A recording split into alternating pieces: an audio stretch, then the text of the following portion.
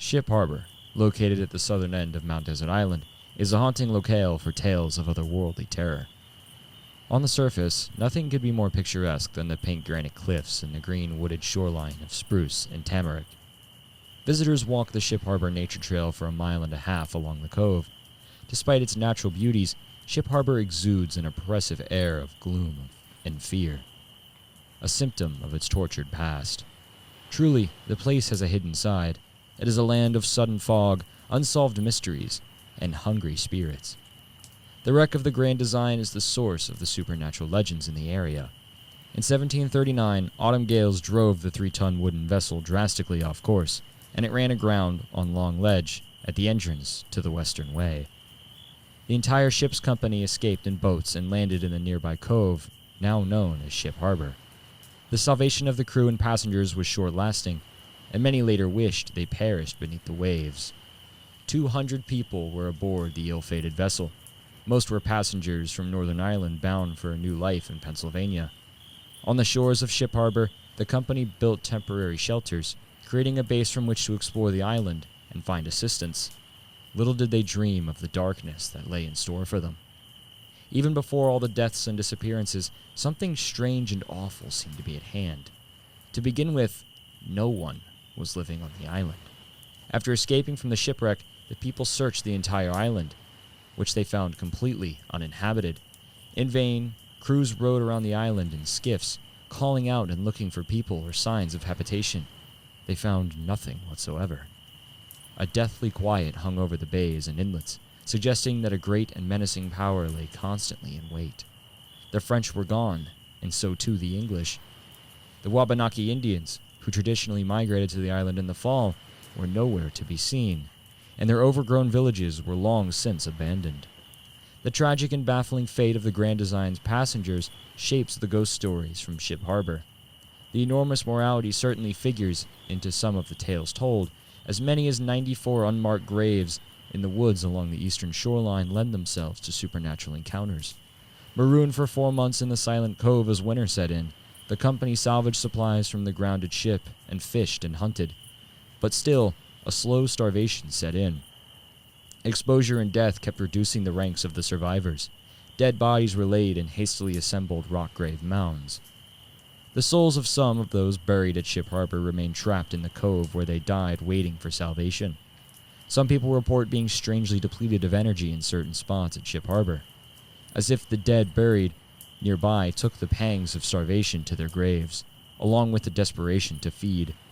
Most of the spirits here are weak, semi-transparent impressions from another world, often perceived as an atmosphere of gloom. More than one hiker on the Ship Harbor Nature Trail has been struck by the feeling of a sad or plaintive presence, or even a peripheral glimpse of an emaciated man composed only of light and shadow. One must pay careful attention in order to observe these faint spirits. Ghostly encounters at the place are easily mistaken for a cold gust from the sea, the wailing cry of a herring gull, or a sudden feeling of faintness. One thing is certain: Ship Harbor is a heavy place. The greatest legend of Ship Harbor concerns the fate of the search party sent out by the passengers of the Grand Design. When the survivors determined that the island was uninhabited, they formed a search party to cross the island and reach the mainland to the north. As stated in the earliest account, quote, making the best shift for shelter and subsistence, which their situation would permit, they dispatched a party of 100 of their most able and vigorous young men to the mainland, in hopes of finding a settlement there from whom assistance might be obtained. The formation of the search party reveals not just the hopes of the survivors, but also their fears. Clearly, the people were in a general state of panic and alarm, for why else would they send out so many armed men when a much smaller dispatch would have sufficed? Dividing up their rations and supplies, the people gave half of all they had to the strongest in their group. What the survivors did was establish a search party in the form of a militia. In late October or early November, these young men marched off bravely into the dark interior of the terror-infested island. The search party apparently never reached the mainland. In fact, they were never seen or heard of again. The entire search party of 100 men disappeared, leaving no trace whatsoever. In the words of the historical record, quote, nothing further was ever seen or heard of this part of their companions. The loss of the search party remains a mystery comparable to the vanishing of 118 settlers in Roanoke, Virginia in 1589. In the whispered lore of down East Maine, a dark force bound to the island was unleashed during this time period. The indigenous peoples have inhabited Mount Desert Island for more than 5,000 years. Yet, they abruptly left the place around 1700 and stayed away for more than half a century. Indeed, the Indians shunned the island, as if fleeing the advance of something unspeakably menacing. The wreck of the Grand Design took place during those, quote, black years, a nearly complete gap in the historical record of the place. It was a time shrouded in secrecy, and a time when the island earned its reputation as a dreaded place. Certainly, death and danger hung over the area during the French and Indian Wars, while smallpox and other diseases swept their deadly course. Yet there was something more to the horror instilled by the island. A force of darkness now walked the land. Native American lore from the region is replete with dangerous supernatural forces. The place contained much, quote, bad medicine. Malicious spirits, demons, even cannibalistic entities belonged to the landscape of Acadia. In addition to the Wendigo, an Indian devil, most dreaded of all was the Chinu, a murderous ghost that came down from the deep north. Though terribly late, assistance eventually came to the survivors of the shipwreck back at Ship Harbor.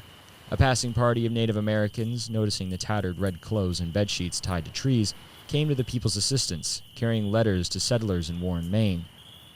When finally rescued during the gales of winter, only 6 people survived out of the 200 passengers who landed safely in Ship Harbor. Since then, the cove has been something of a cursed sight, a source of frequent shipwrecks, though none as devastating as that of 1739. Sad and heart-wrenching, the wreck of the Grand Design is also deeply disturbing.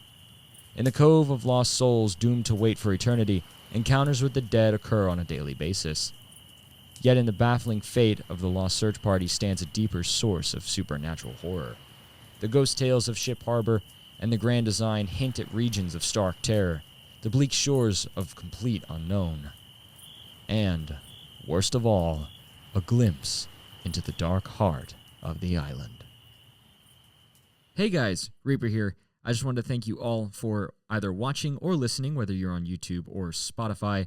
This story was brought to you from Ghosts of Acadia, written by Marcus Labrizzi and published by Down East Books. I wanted to give both of them a huge thank you and a huge shout out for letting me bring this book to you guys, whether it's in audio form on Spotify or in video form on YouTube. If you want to check out the book for yourself, I will leave a link down below in the description in both Spotify and on YouTube, so you can go check out the book for yourself and support the original author and original publisher. New story coming out tomorrow night. And until then, remember, sleep well, my friends.